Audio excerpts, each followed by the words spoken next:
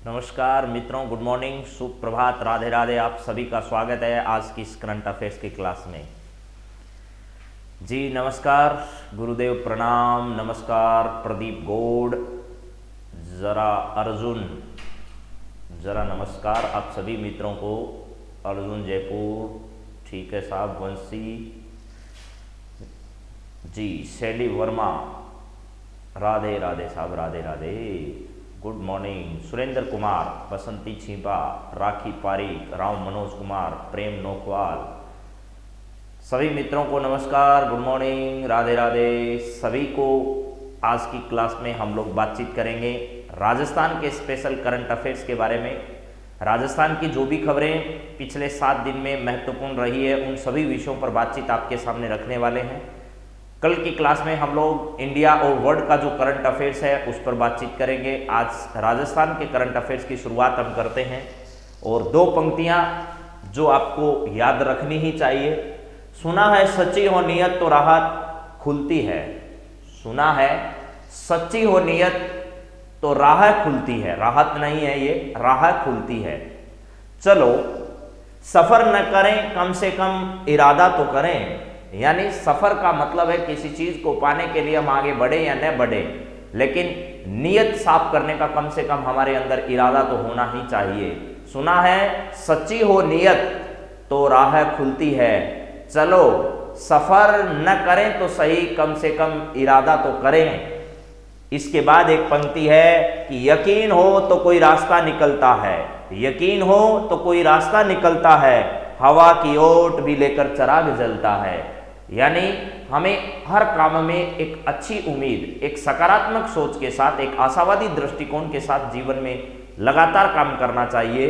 और निराशावादी दृष्टिकोण के साथ अगर काम करेंगे तो जहां आशा होगी वहां भी वो सब काम निराशा में बदल जाते हैं। तो हमें हमेशा खुल जाएंगे रास्ते, तो रुकावटों से लड़ तो सही, सब होगा इसलिए तू अपनी जिंदगी पर अड़ता तो चल तो सही। इसी प्रकार हमें जीवन में लगातार आगे बढ़ना है। तो चलिए आज की क्लास की हम लोग शुरुआत कर ही देते हैं और पहला सवाल आपके सामने आज रख ही देते हैं।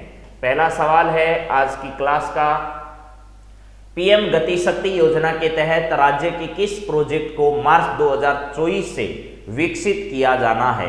मार्च 2024 से ऐसा कौन सा प्रोजेक्ट है जिसे राज्य में विकसित किया जाना प्रस्तावित किया जा चुका है, आपको उस प्रोजेक्ट का नाम बताना है और किसके अंतर्गत है। पीएम गति शक्ति योजना है। ये पीएम गति शक्ति योजना आपको कई बार मैं इस बारे में बता चुका हूं। इस योजना का आप जरूर ध्यान रखिएगा। पीएम गति शक्ति योजना के तहत राज्य के किस प्रोजेक्ट को मार्च 2023 से विकसित किया जाना है। अभी पिछले दिनों हमारे रेल मंत्री जो अश्विनी वैष्णव साहब हैं वो राजस्थान के दौरे पर आए। कौन? अश्विनी वैष्णव। अश्विनी वैष्णव जो है वो राजस्थान के दौरे पर आए और यहाँ पर एक प्रोजेक्ट जो है उसका उन्होंने अवलोकन किया। कहाँ पर? ये अलवर और पाली जो क्षेत्र है, अलवर से पाली क्षेत्र जो है उसका इन्होंने दौरा किया और उस दौरान रेलवे के कई प्रोजेक्ट जो है उनका इन्होंने अवलोकन किया। इसका सही जवाब क्या है? क्या जयपुर मेट्रो प्रोजेक्ट है? जी नहीं, जयपुर मेट्रो प्रोजेक्ट पीएम गति शक्ति योजना के तहत नहीं बनाया जा रहा है। अजमेर किशनगढ़ इंडस्ट्रियल प्रोजेक्ट है क्या? नहीं, ये भी नहीं बनाया जा रहा है।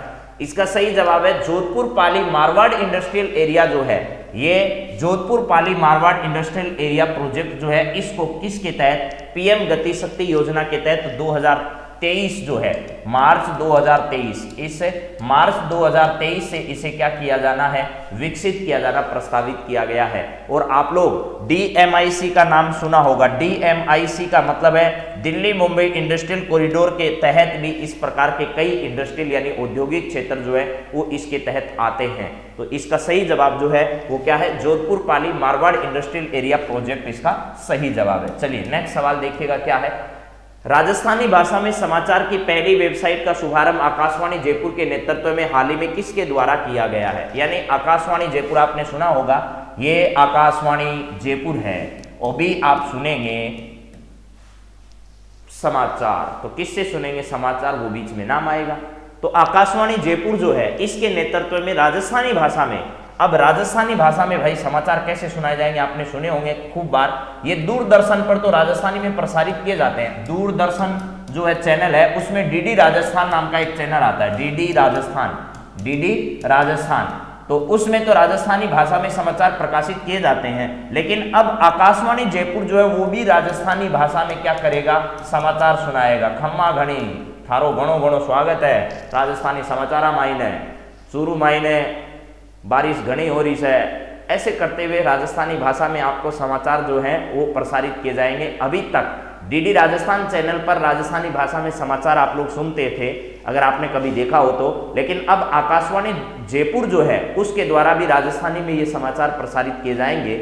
इसका उद्घाटन हाल ही में यानी शुरुआत किसके द्वारा की गई, तो हमारे राज्यपाल जो कलराज मिश्र हैं, क्या है, कलराज मिश्र जी जो है, मिश्र जी, ये तो लिखा हुआ इधर, राज्यपाल लिखना था, ठीक है, राज्यपाल।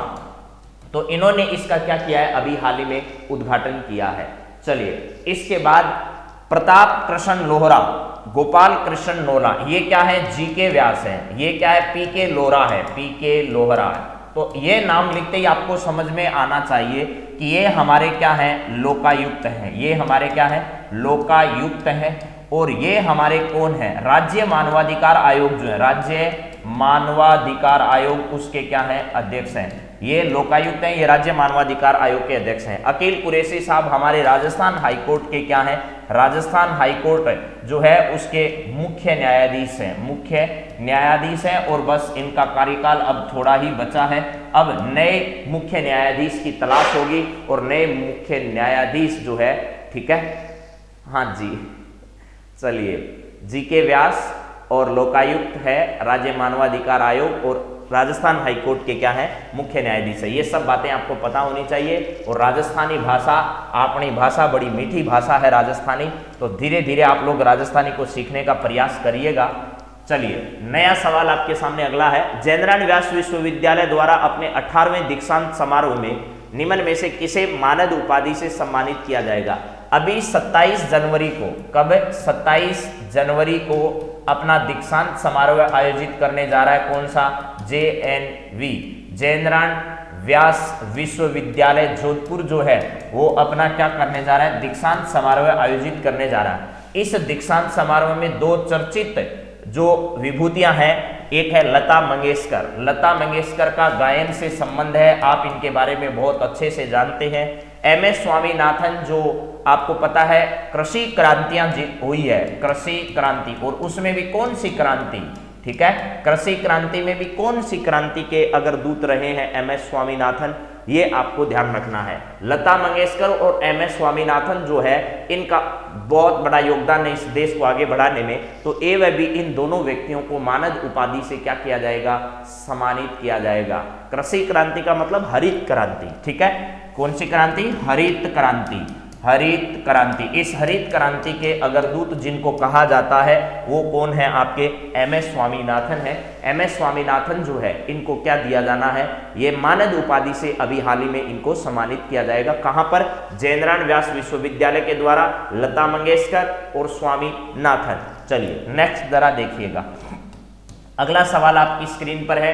राज्य सरकार ने पहली बार नैनो यूरिया को बिक्री हेतु उपलब्ध करवाया है। इस नैनो यूरिया की खोज करने वाले रमेश रलेलिया का संबंध कहां से है, ये बताइए।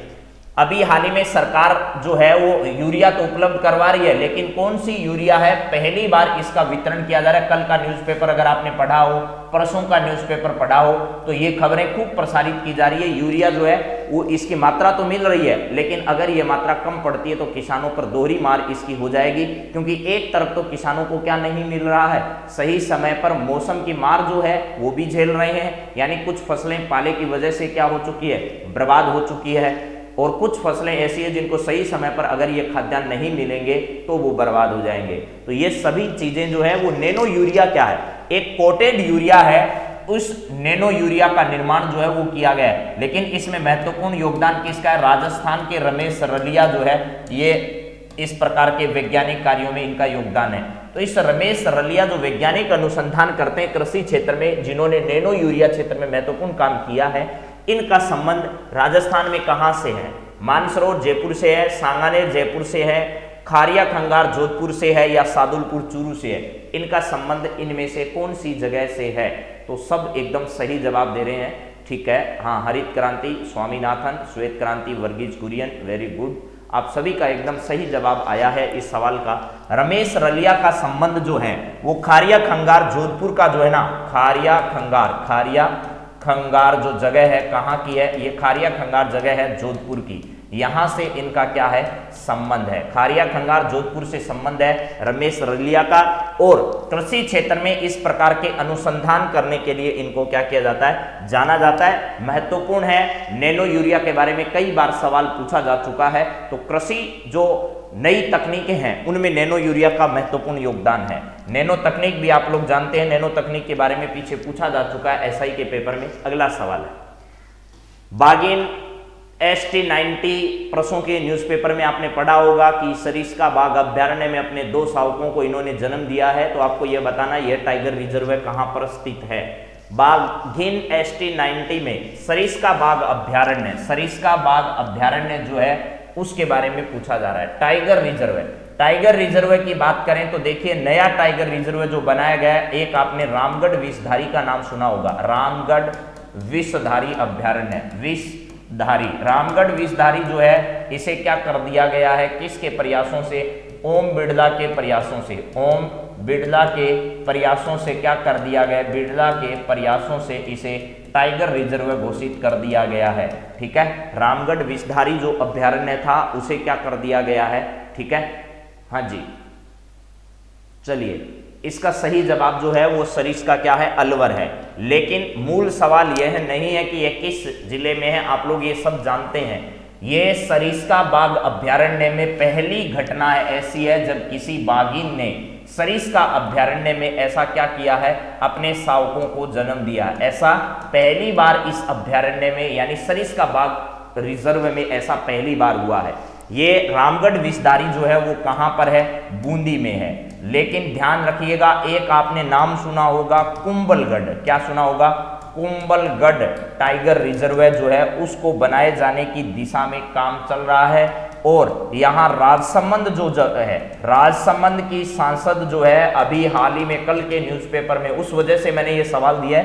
बाकी सवाल में ज्यादा कुछ नहीं है, ताकि उन सभी बातों पर हमारी क्या हो जाए? बातचीत हो जाए। तो ये कुंभलगढ़ वाला जो है, इसके बारे में मैं ये बात आपको बताना चाह रहा था कि अभी हाल ही में केंद्रीय वन मंत्री जो है वो हमारे केंद्रीय वन पर्यावरण श्रम मंत्री जो हैं वो भूपेंद्र साहब हैं, भूपेंद्र यादव जी हैं, इसके मंत्रालय के मंत्री भूपेंद्र यादव जी। अब ध्यान से सुनना कि राजसमंद से जो सांसद है उन्होंने इस मीटिंग में, जो केंद्रीय वन मंत्री के नेतृत्व में मीटिंग आयोजित हुई दिल्ली में, उसमें भाग लिया।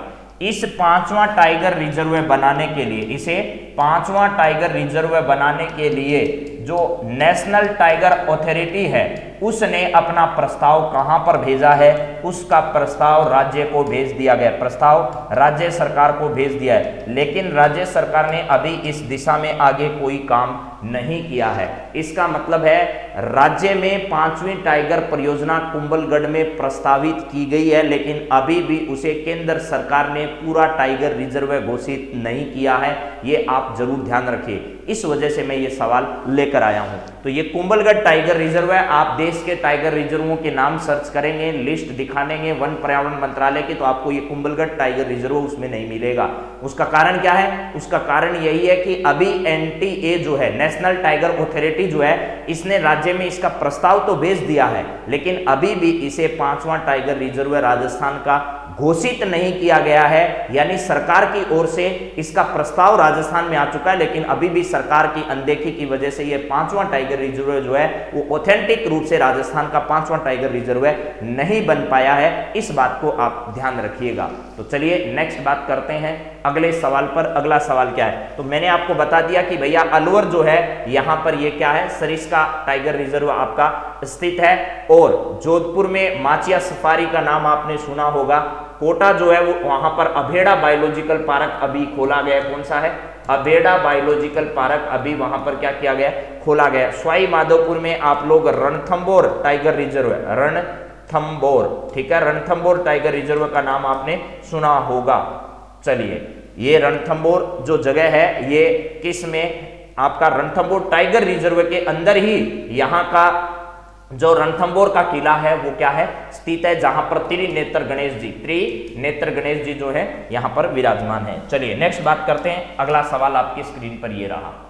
हाल ही में जारी आंकड़ों के अनुसार राजस्थान में 2021 में पिछले वर्ष से भ्रष्टाचार नहीं है, भ्रष्टाचार के मामलों में कितने प्रतिशत की वृद्धि दर्ज की गई है, ये बताइए जरा।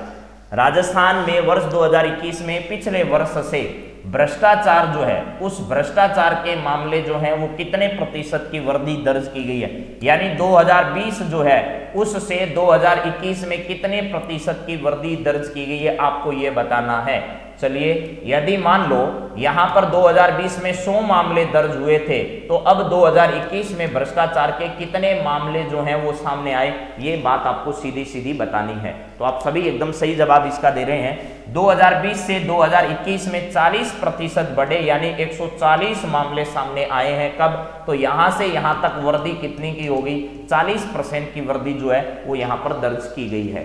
चलिए नेक्स्ट सवाल पर बात हम करते हैं। अगला सवाल जरा देखिएगा, 45 नहीं है, 50 दो जगह कैसे लिख दिए, यहाँ 55 था, ये 55 नहीं होगा, 50 नहीं होगा, 45 नहीं होगा, इसका सही जवाब आपका 40 होगा।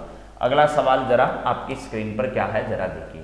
संघ लोक सेवा आयोग और राज्यों की लोक सेवा आयोगों के अध्यक्षों का सम्मेलन राज्य में कहाँ आयोजित किया गया?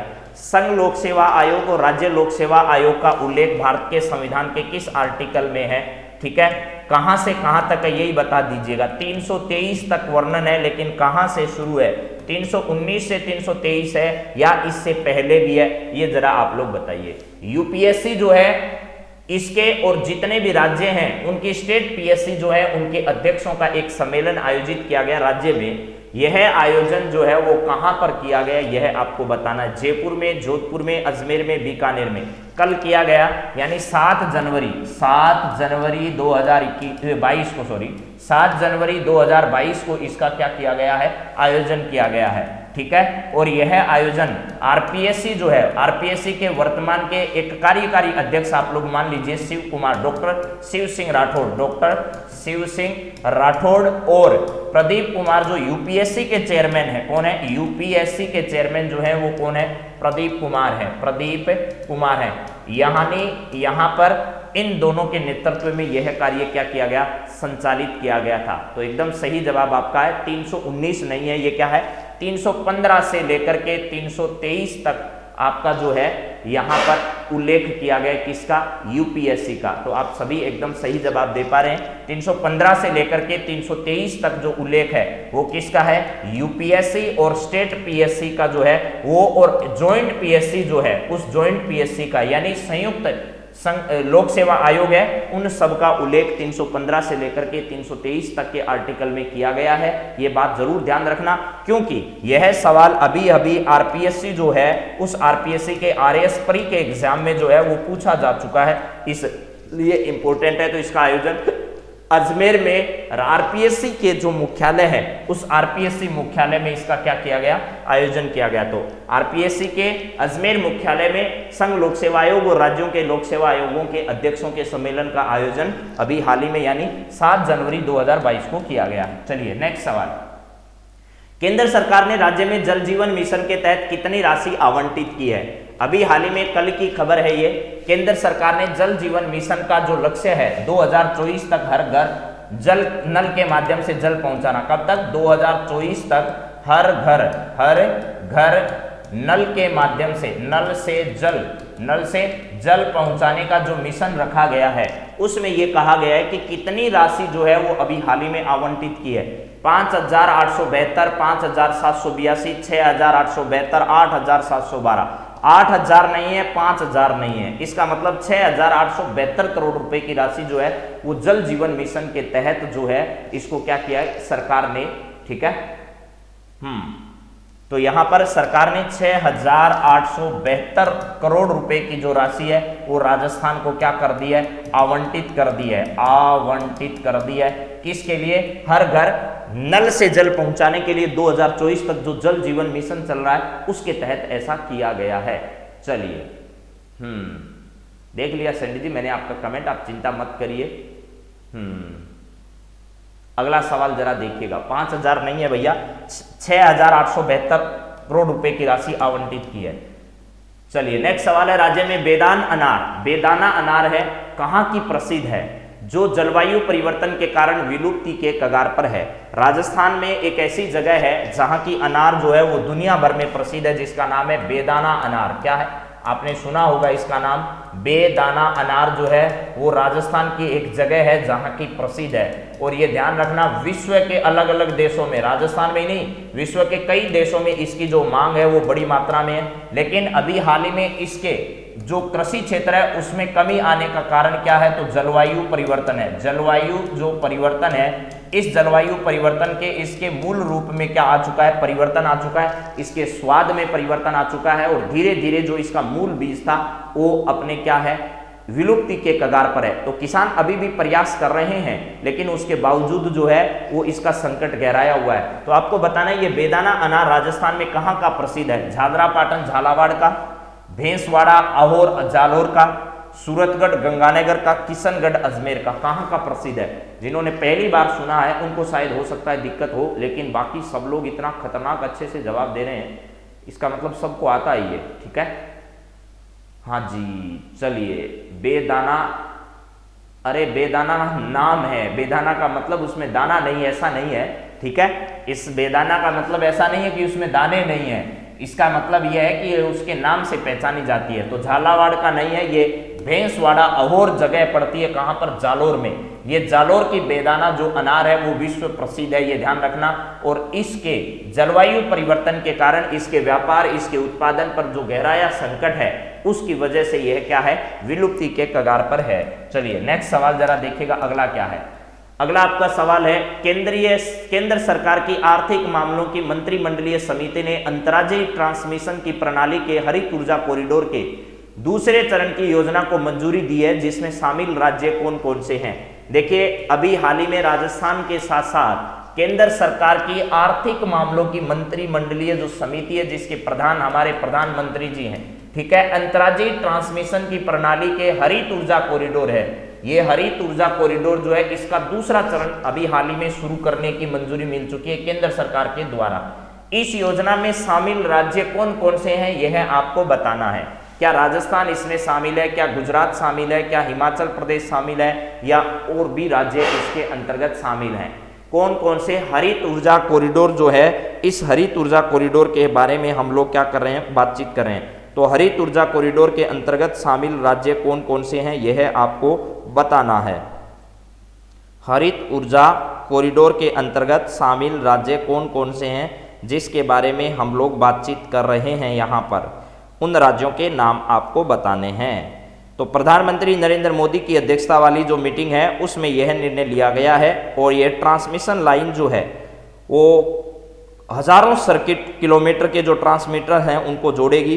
राजस्थान है, गुजरात है, हिमाचल प्रदेश है, कर्नाटक है, केरल है, तमिलनाडु है, उत्तर प्रदेश है।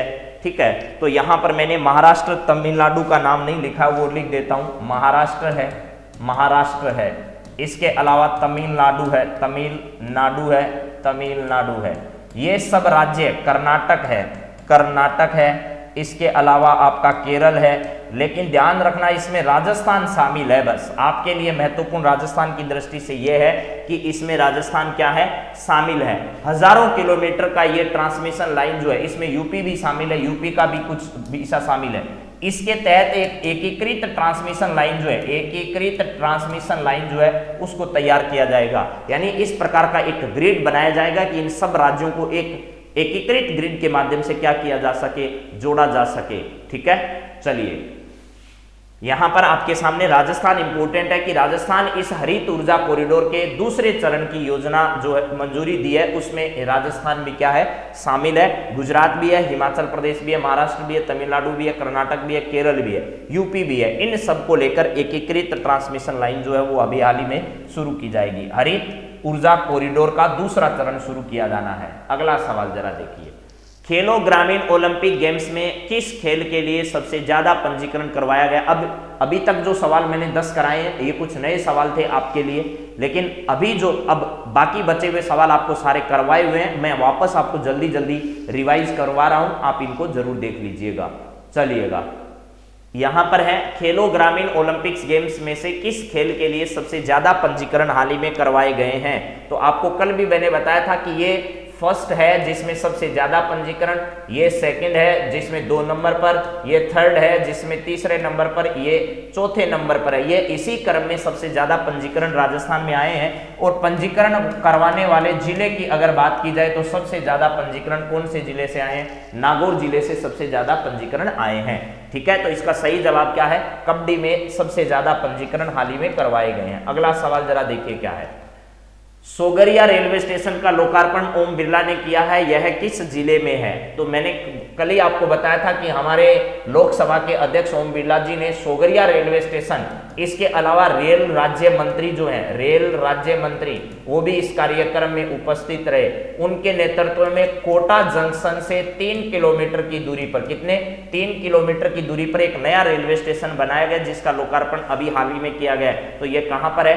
कोटा में है। और हमारे लोकसभा जो अध्यक्ष है वो कौन है? ओम बिरला जी है। ये क्या है? लोकसभा अध्यक्ष है। लोकसभा क्या है? अध्यक्ष है। लोकसभा अध्यक्ष हमारे क्या है? ओम बिरला जी हैं। ठीक है, ये कोटा बूंदी संसदीय क्षेत्र जो है, कोटा बूंदी संसदीय क्षेत्र, वहां से सांसद है। संसदीय क्षेत्र जो है यहां से ये क्या है? सांसद है। इस बात को भी आपको ध्यान रखना है। ठीक है, चलिए अब बात करते हैं अगले सवाल की। अगला सवाल आपकी स्क्रीन पर क्या आने वाला है, ये रहा नेक्स्ट सवाल।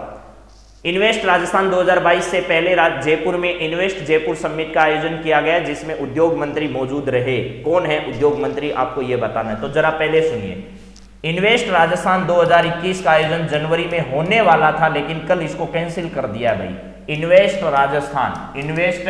राजस्थान 2022 जो है इसका आयोजन कहां होने वाला?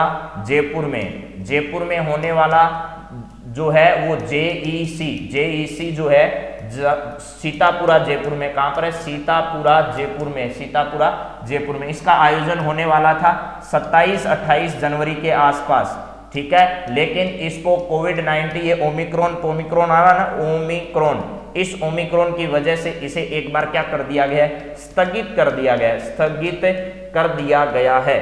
ठीक है, इससे पहले जयपुर में इन्वेस्ट जयपुर समिट का आयोजन किया गया जिसमें उद्योग मंत्री मौजूद रहे। तो जयपुर समिट जो हुआ अभी हाल ही में, उस जयपुर समिट में हमारे उद्योग मंत्री मौजूद रहे। वो कौन थे? तो वो थे हमारे शकुंतला रावत जी। शकुंतला रावत जी के पास 2 हैं, यहां एक नाम और लिख देता हूं मैं, ममता भूपेश।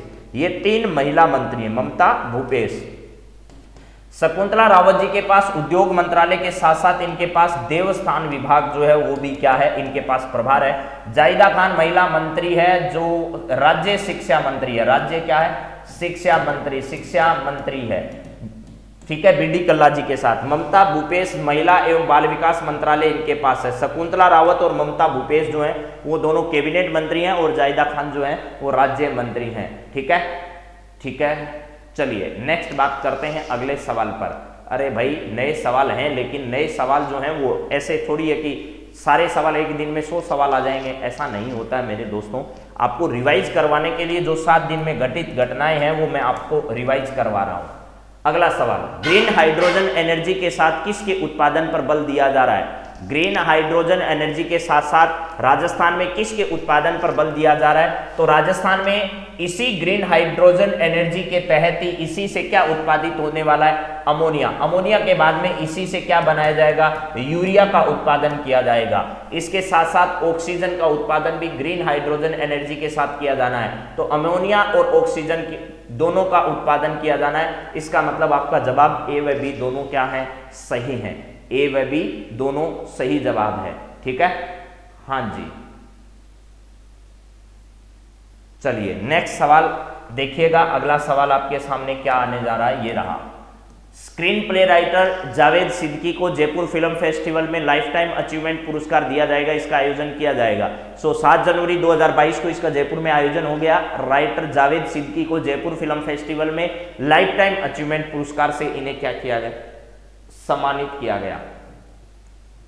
इसके बाद देखिए, ये आपको मेरे दोस्तों सारी पीडीएफ जो है वो मिल जाएगी, और जिन्होंने इस नाम से REAL, ठीक है, NEWS, इस नाम से आप सर्च कर लीजिएगा टेलीग्राम पर, तो वहां आपको ये पूरी पीडीएफ जो है वो इसकी मिल जाएगी। अगर किसी को ये नहीं मिले तो 8947832370 यहाँ पर आप लोग क्या कर लीजिएगा, ऐसे लिखकर भेज दीजिएगा PDF, बस ये लिख दे भेज दीजिएगा, आपको यहाँ पर वापस लिंक मिल जाएगा। सिर्फ क्या करना है, व्हाट्सअप मैसेज ही करना है, सिर्फ आपको क्या करना है, सिर्फ व्हाट्सअप मैसेज करना है, बाकी कुछ नहीं करना है, ठीक है। तो ये सर्च कर लीजिए या तो टेलीग्राम पर जाकर, या फिर इस नंबर पर ये लिखकर आप व्हाट्सअप पर भेज दीजिएगा, तो आपको इसका लिंक मिल जाएगा, वहां आपको ये पूरी PDF उपलब्ध हो जाएगी। चलिए नेक्स्ट जरा देखिएगा, जोधपुर कृषि विश्वविद्यालय के अधीन कृषि विज्ञान केंद्र की स्थापना कहाँ की जाएगी? तो इसका सही जवाब है, कृषि विज्ञान केंद्र की स्थापना आपकी पाली में भी की जाएगी और जालोर में भी की जाएगी, यानी A व B दोनों सही जवाब आपके हैं। तो जालोर आपका जीरे के लिए प्रसिद्ध है, सब लोग जानते हैं, रीट में आ चुका है अभी, ठीक है, कि राजस्थान का कौन सा स्थान है जो जीरे के लिए क्या है, प्रसिद्ध है। चलिए नेक्स्ट सवाल देखिएगा, अगला सवाल क्या है, राज्य सरकार ने ग्राम पंचायतों को भूमि आवंटन की जिम्मेदारी किसे प्रदान की है अभी हाल ही में, ठीक है। हाँ जी, चलिए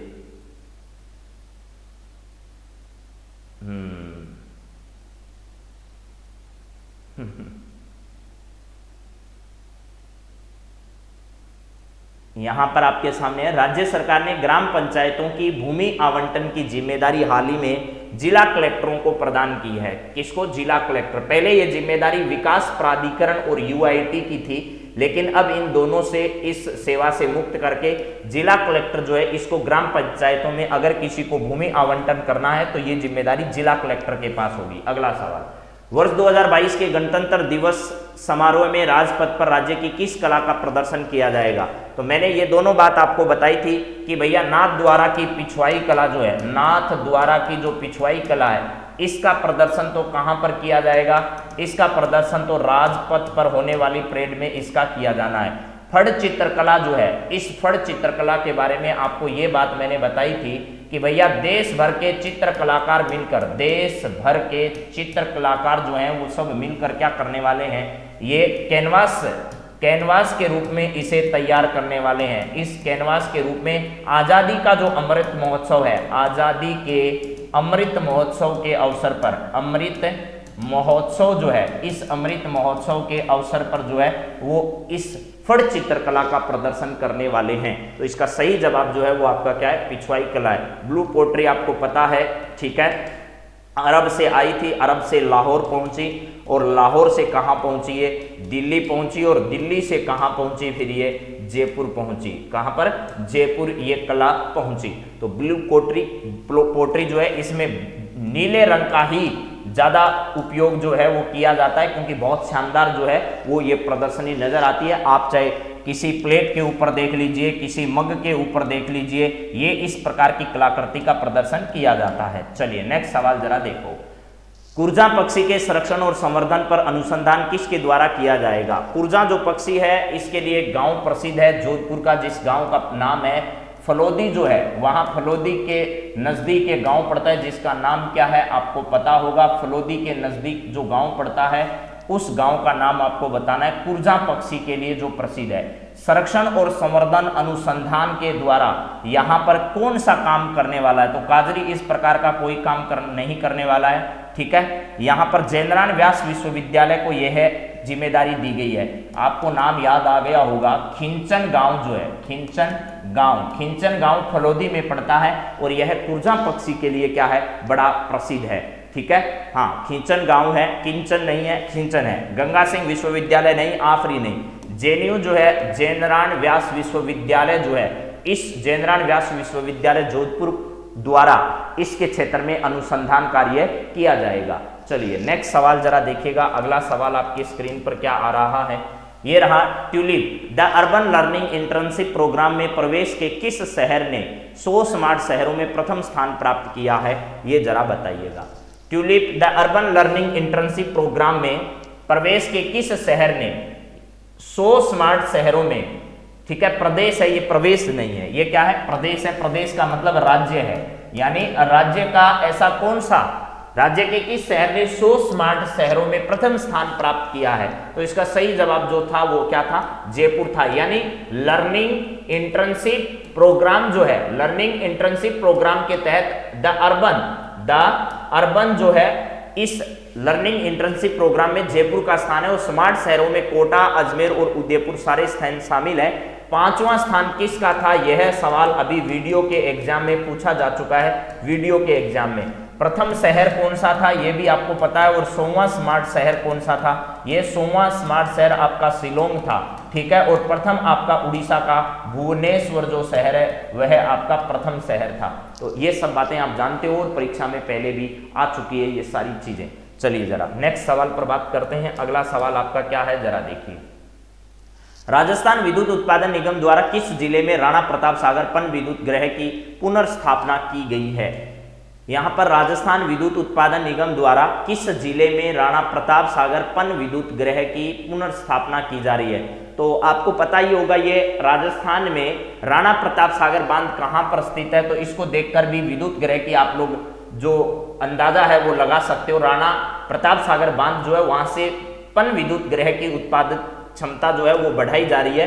रावत भाटा चित्तौड़गढ़ जो है यहाँ पर इसकी पुनर्स्थापना की जा रही है। झालावाड़ में नहीं है, कोटा में भी नहीं है और उदयपुर में भी ऐसा कोई काम नहीं है। तो प्रताप सागर पन विद्युत परियोजना के नाम से ही आपको पता चल जाएगा कि ऐसा काम कहाँ किया जा रहा है।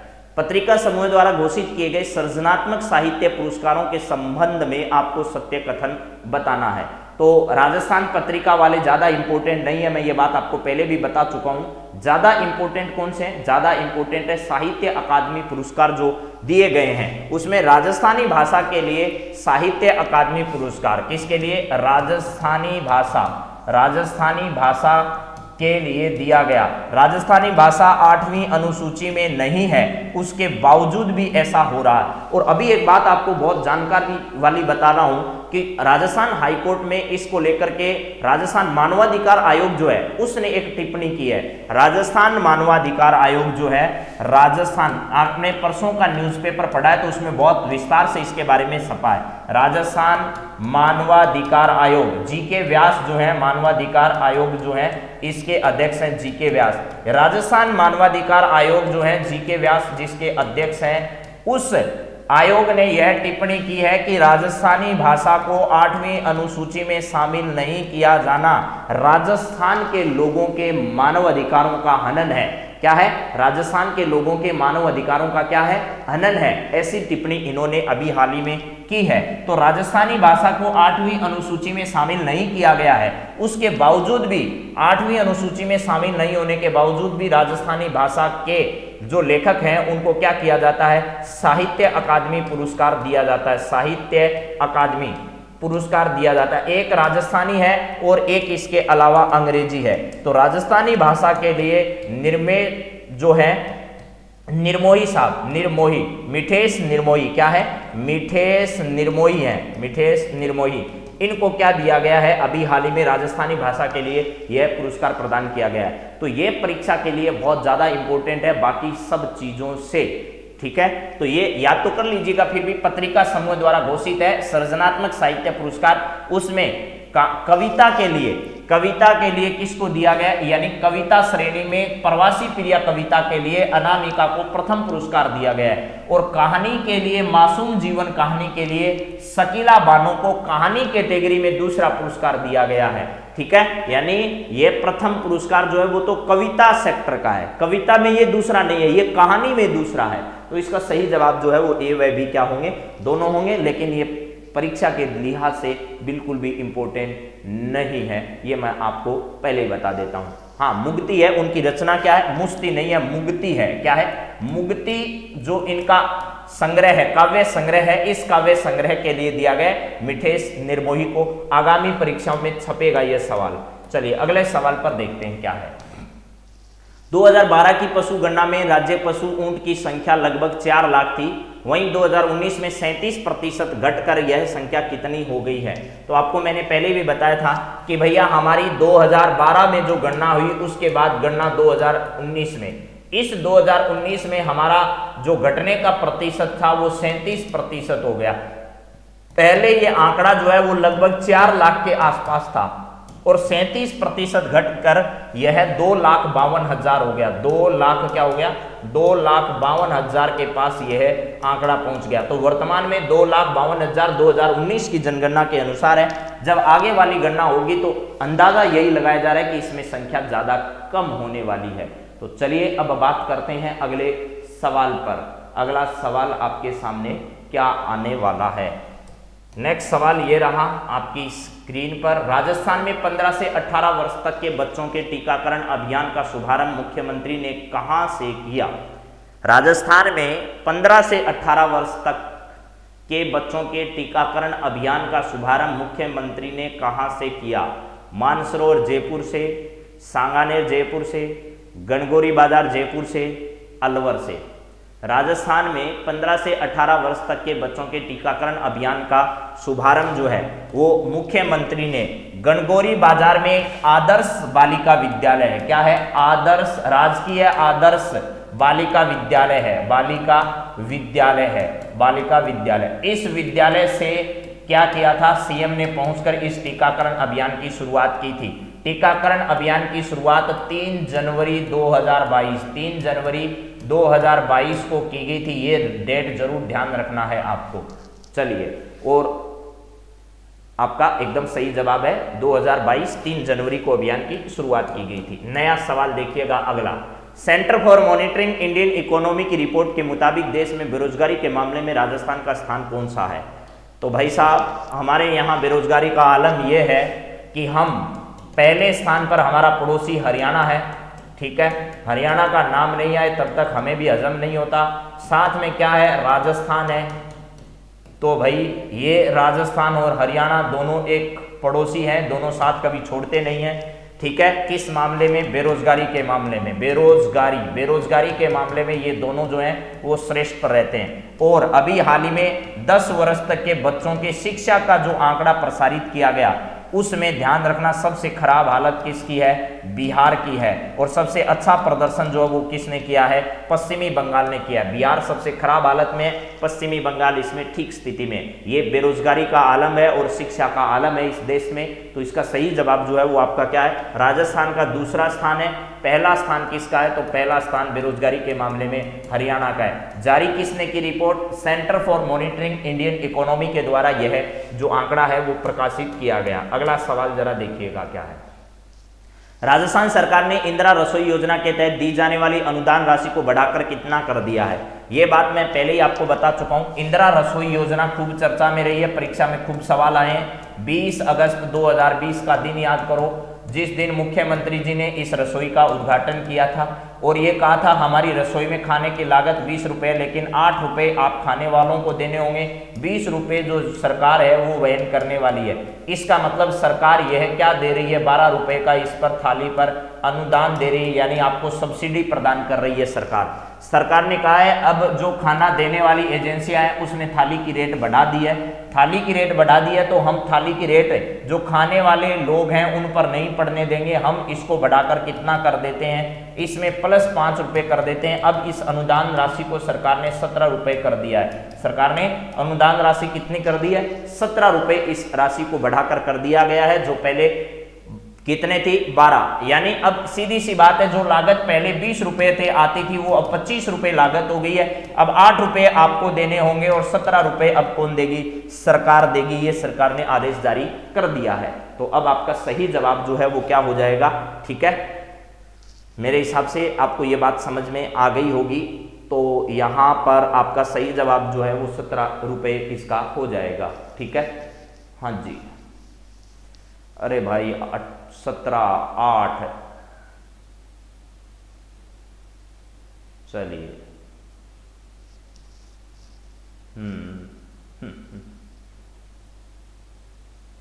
नेक्स्ट सवाल जरा देखिएगा क्या है। आणविक परमाणु ऊर्जा उत्पादन के लिए देश में पहली बार बोरोन कार्बाइड को परिष्कृत करने का कार्य कहां से शुरू किया जा रहा है? राजस्थान में आणविक परमाणु ऊर्जा उत्पादन के लिए देश में पहली बार बोरोन कार्बाइड को परिष्कृत करने का कार्य कहां शुरू किया जा रहा है, यह आपको बताना है। तो इसका सही जवाब है राजस्थान में इस प्रकार के बोरोन कार्बाइड को परिष्कृत करने का जो कार्य है वो राजस्थान में रावत भाटा चित्तौड़गढ़ से शुरू किया जा रहा है। कहां से? रावत भाटा चित्तौड़गढ़ से इसे शुरू किया जा रहा है।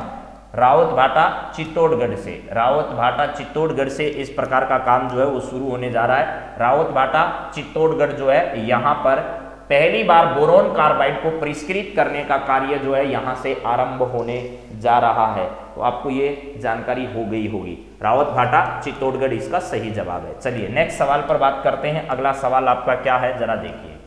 इंदिरा महिला सशक्ति प्रशिक्षण एवं कौशल संवर्धन योजना के तहत महिलाओं और बालिकाओं हेतु कौन से कोर्स जो हैं वो निःशुल्क संचालित किए जा सकते हैं? तो ये भी बात आपको पढ़ा दी। राजस्थान सरकार ने हाल ही में घोषणा की है कि इंदिरा महिला शक्ति प्रशिक्षण व कौशल संवर्धन योजना के तहत महिलाओं और बालिकाओं को हम RSCIT का कोर्स है, RSCFA का कोर्स है, RSCSEF का कोर्स है, ये सारे कोर्स जो कंप्यूटर से संबंधित है, किससे संबंधित है? कंप्यूटर से संबंधित ये सारे कोर्स जो हैं वो हम क्या करवाने वाले हैं? निःशुल्क करवाने वाले हैं। निःशुल्क इन कोर्सों का संचालन जो है वो राजस्थान सरकार द्वारा किया जाएगा। तो ये तीनों आपके क्या होंगे? सही जवाब होंगे। चलिए नेक्स्ट जरा देखिएगा अगला सवाल।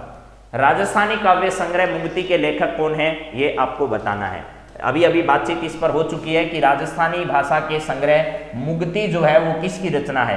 कर्णिदान चारण की नहीं है, भंवर सिंह सामोर की नहीं है। भंवर सिंह सामोर पर सवाल आ चुका है। अभी कन्हैयालाल सेठिया अक्सर परीक्षाओं में आते ही हैं। तो मिठेश निर्मोही जो है वो इसका सही जवाब है। और मिठेश निर्मोही का संबंध जो है वो ध्यान रखना राजस्थान के जोधपुर से है। कहां से है? राजस्थान के जोधपुर से इनका संबंध है।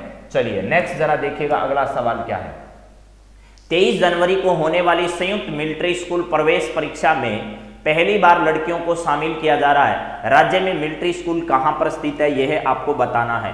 तो आपको ये बात बहुत अच्छे से मैंने समझा दी है कि अभी भैया 23 जनवरी को आयोजित होने वाली है ये परीक्षा, और ऐसा अवसर पहली बार होने जा रहा है जब लड़कियों को इन मिलिट्री स्कूलों में, सैनिक स्कूलों में, आर्मी स्कूलों में लड़कियों को प्रवेश दिया जाएगा। हालांकि एनडीए जो परीक्षा है उस परीक्षा में पहली बार नवंबर 2021 में पहली बार लड़कियों को बैठने का अवसर इस परीक्षा में दिया गया था, लेकिन स्कूलों में अभी तक ऐसी परमिशन नहीं है। हालांकि एक पायलट प्रोजेक्ट के तहत मणिपुर का जो सैनिक स्कूल है वहां पर इस प्रकार की व्यवस्थाएं अभी भी संचालित है। वहां पायलट प्रोजेक्ट के तहत इसको देखा गया था और अभी इसे पूरे देश भर में लागू किया जा रहा है। तो अभी मिलिट्री स्कूल कहां पर है राजस्थान में, यह आपसे पूछा जा रहा है। राज्य में मिलिट्री स्कूल कहां पर स्थित है? अजमेर में है, धौलपुर में है, झुंझुनू में है, ये वह भी दोनों जगह है। तो अजमेर में और धौलपुर में हमारे मिलिट्री स्कूल है, ये ध्यान रखना है। क्या है? मिलिट्री स्कूल है। और आपने राजस्थान में जहां जहां भी, जैसे अलवर में अब नया स्कूल बन रहा है, अलवर का नाम आपने सुना होगा। इसके अलावा आपने चित्तौड़गढ़ का नाम सुना होगा, चित्तौड़गढ़ वाला, ठीक है। ये सब जो है वो मिलिट्री स्कूल नहीं है, ये सब जो है वो राजस्थान में क्या है? सैनिक स्कूल है। 3 कैटेगरियां हैं, इनमें ध्यान रखिएगा।